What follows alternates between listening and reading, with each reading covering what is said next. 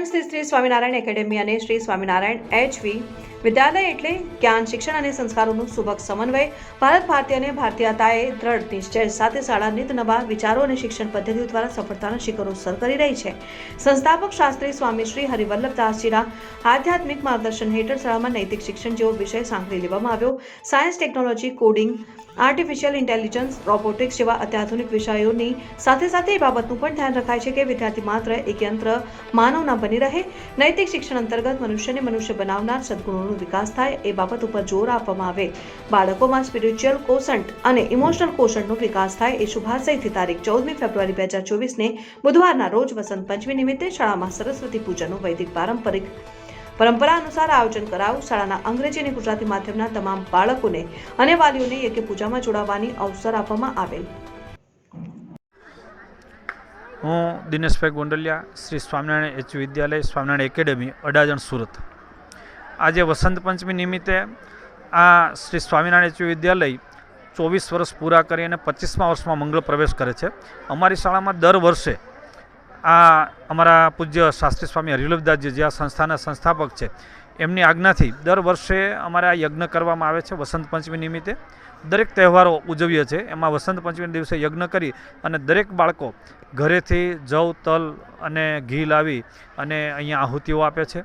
અને ખાસ કરીને આજે આ 25મા વર્ષમાં મંગળ પ્રવેશ નિમિત્તે 5 કુંડી યજ્ઞ રાખી અને ભગવાન સ્વામિનારાયણનો અભિષેક પણ દરેક બાળકો કરે એવું સરસ આયોજન કર્યું છે. બાળકો વધારે મા સરસ્વતીનું આરાધ્ય કરી તેજસ્વી અને વિનયી વિવેકી સાથે વિદ્યાવાન બને એવા શુભ આશયથી આ કાર્યક્રમ અમે રાખેલો હતો. તેમજ અમારા સ્કૂલના જ એક વાલી જે કોસાડના વતની છે અને એમનું બાળક કીર્તિરાજ એ ખૂબ તેજસ્વી બાળક હતું અને ઘણી બધી એક્ટિવિટીમાં આગળ હતું. તો એમના વાલીએ પણ આ નિમિત્તે કે પ્રસાદ અને આપી અને આ યજ્ઞમાં સહભાગી થયા.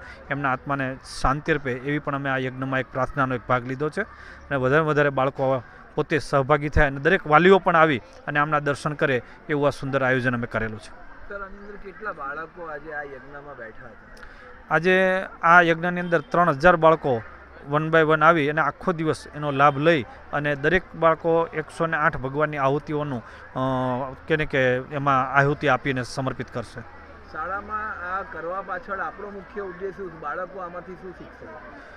ખાસ કરીને આપણી જે સનાતન સંસ્કૃતિ છે એ સંસ્કૃતિનું વહન ત્યારે જ થાય કે આપણે જે આપણા જે તહેવારો છે એ તહેવારો આ નવી જે ઉગતી પેઢી એ જોવે.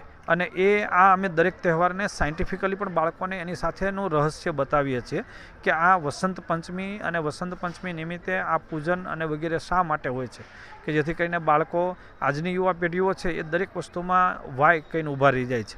તો એ વાયનો જવાબ આપણે સારી રીતે આપી અને બાળકોને આપણી સંસ્કૃતિનું વધારે એ સમજે અને એમાં આગળ વધે એવો અમારો નમ્ર પ્રયાસ છે. આધ્યાત્મિક રીતે પણ આ યજ્ઞનો શું લાભ બાળકોને વધુ થશે? આધ્યાત્મિક રીતે પણ બાળકોને આ લાભથી ખાસ તો મા સરસ્વતીનું પૂજન આ દિવસે કરવામાં આવે છે. વસંત એટલે કે ચારેય બાજુ દરેક માહોલ અને વાતાવરણ એટલો બધો પ્રફુલ્લિત હોય છે અને એ પ્રફુલ્લિતતામાં બાળકો આ કે યજ્ઞમાં આહુતિ આપી અને પોતાના મનની શાંતિ રાખી અને મન શાંત કરી અને જ્યારે એ આ અભ્યાસ કરે છે તો એમાં ખરેખર એને જે પામવું છે એ ત્યાં એ ધ્યાન કેન્દ્રિત કરી અને ચોક્કસ એ વસ્તુ એ પામી શકે છે. સુરત શહેરના શહેરીજનોને શું સંદેશ પાઠવશો? દરેક વ્યક્તિને અમે એવો સંદેશો આપીએ છીએ કે દરેક શાળામાં આપણી સંસ્કૃતિનું વહન થાય એના માટેનો દરેક શાળાએ આપણા જે કંઈ તહેવારો હોય એ તહેવારોને બાળકોને એને સાયન્ટિફિકલી બતાવી અને એ બાળકોને એની અંદર એને આનંદ સાથે એ વસ્તુને સમજે એવો આપણો બધાનો નમ્ર પ્રયાસ હોવો જોઈએ.